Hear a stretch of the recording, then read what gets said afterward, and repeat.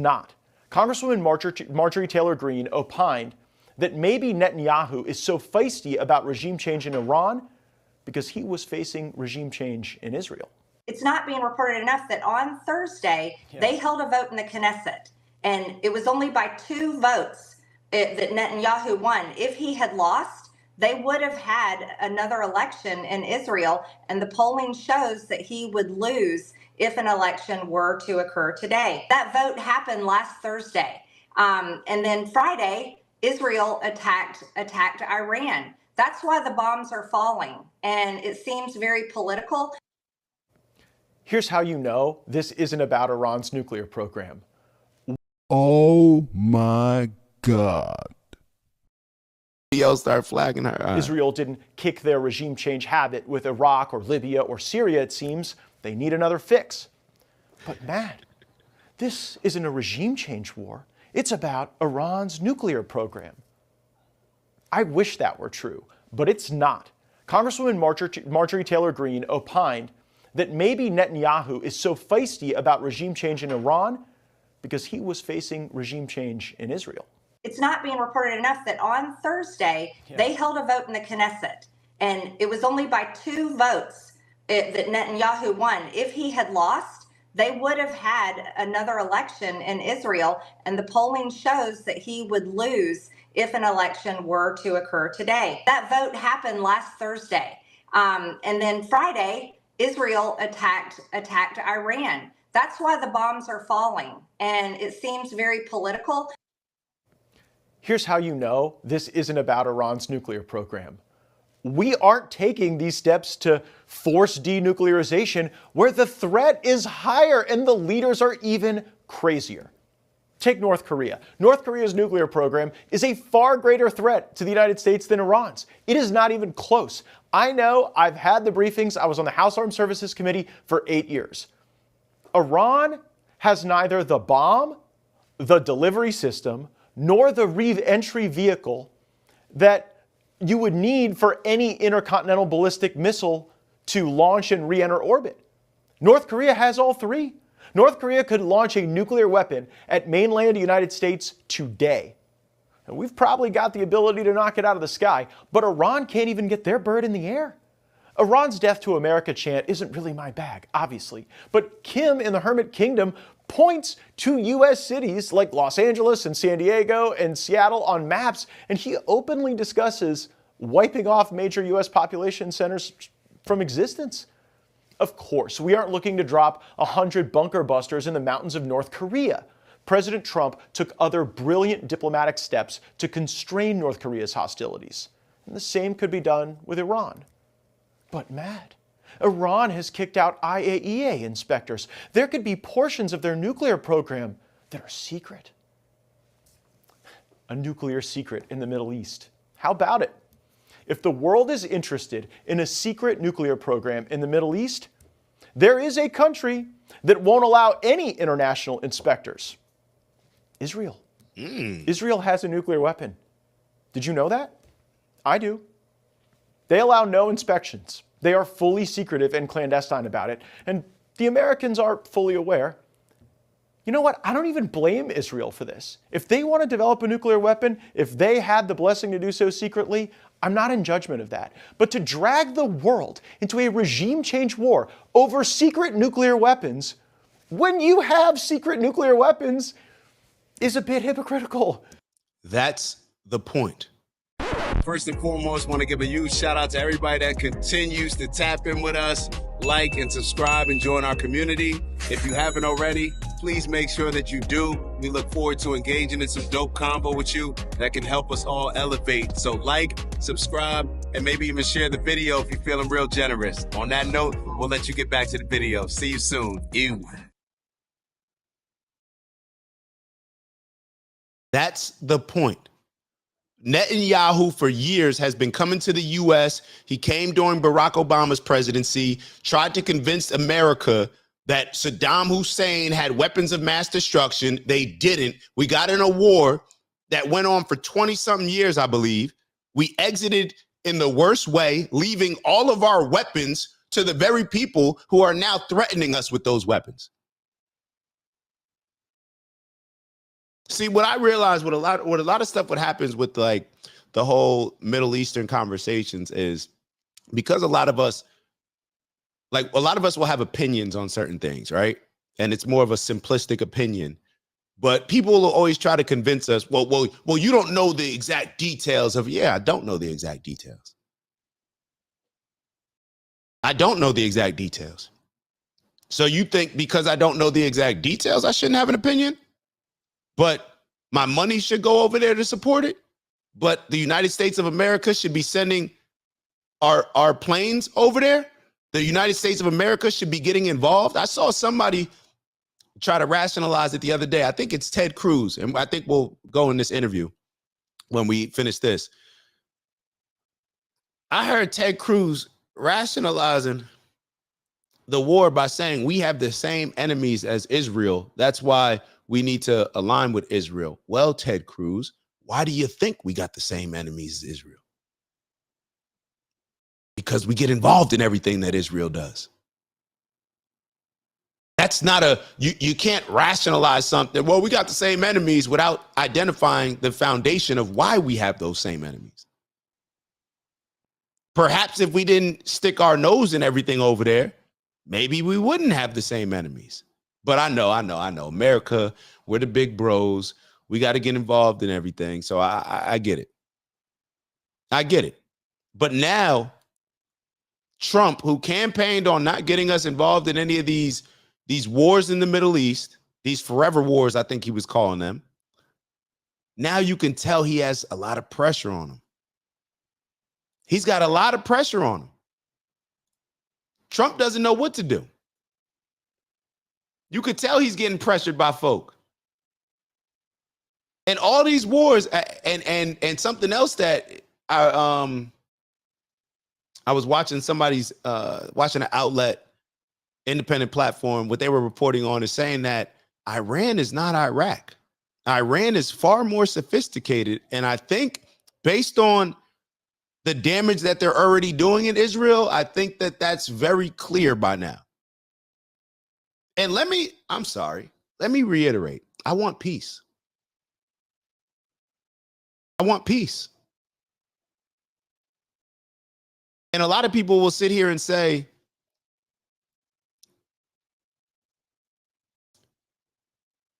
peace through strength, and they'll interpret it in a way where it's like, well, we got to go to war sometimes to get peace. And I actually had a text earlier where a buddy of mine said that there are two basic reasons to fight. One is to protect, and the other is to destroy.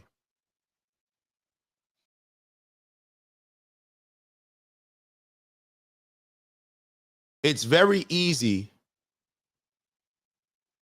for somebody who has always had the advantages to want to keep those advantages and to justify keeping those advantages by saying that they're doing something to protect themselves, but in all actuality, they're the aggressor and they're really just doing it to destroy. I saw a video that I didn't even want to play of Billy Carson. He put up a video of, it shows Palestine before October 7th, and then it shows Palestine afterwards. If this video, like, you guys look it up on your own, I'm sure you can find it. If this video doesn't break your heart, or you have any type of empathy and sympathy for this, just to stand back and it's like, we don't have to say who's right and who's wrong. This is wrong. And you can say who's right and who's wrong. I don't mind saying it. Y'all know that. And Queez just wrote, is Israel the reckless little bro that often puts big bro in confrontations that they instigated?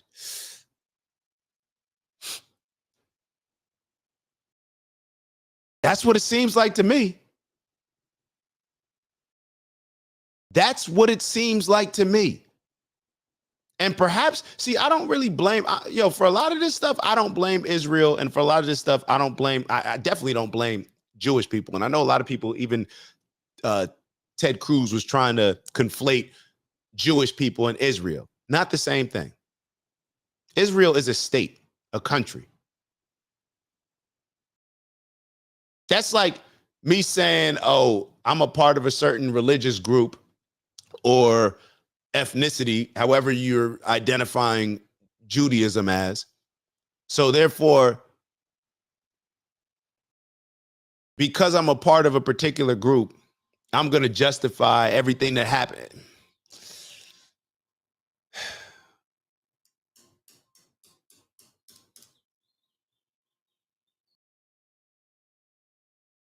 I'm black, so therefore, what happens in Nigeria, I got to be held accountable for that, or I got to feel.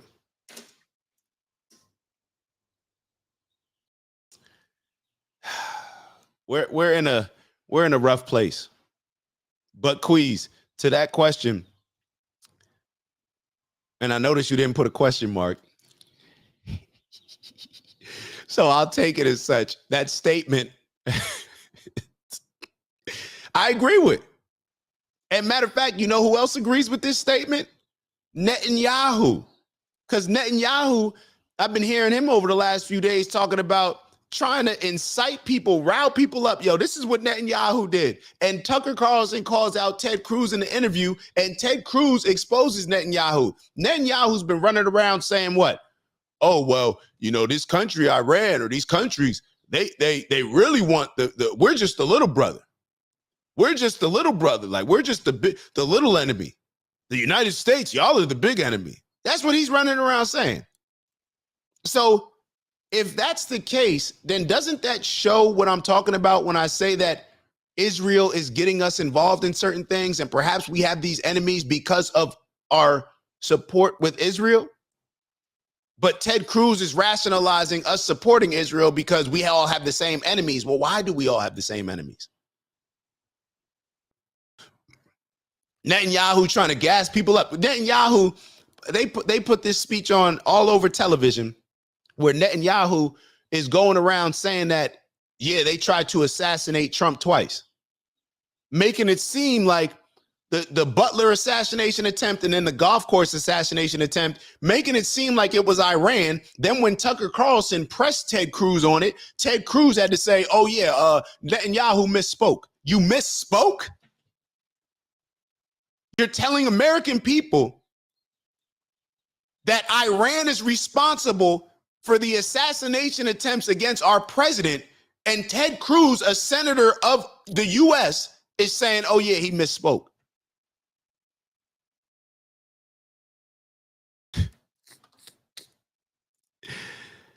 Yo.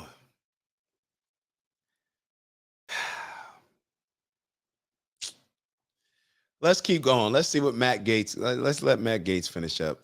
President Trump is the kind of guy who never gives up on a deal. Throughout his life, he's probably made deals and made lots of money on them, even when others walked away or didn't see value in a transaction. So here's a deal. Oh, yeah. Unc, stop playing with me.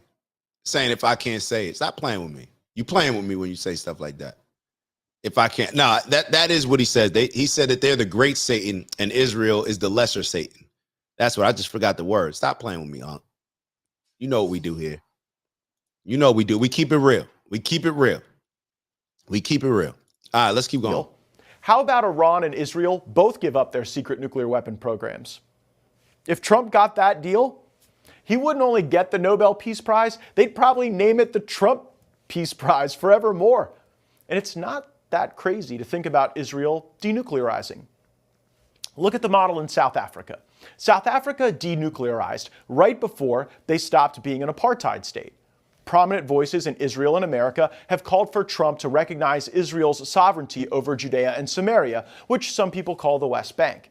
If that happens, Israel will have to let the 5 to 6 million people who live there vote. And they don't want to do that. I'm not calling Israel an apartheid state. Right now, I don't think they are. But if they are ruling the West Bank, as the neocons would suggest, then the South Africa model for denuclearization is not totally off base.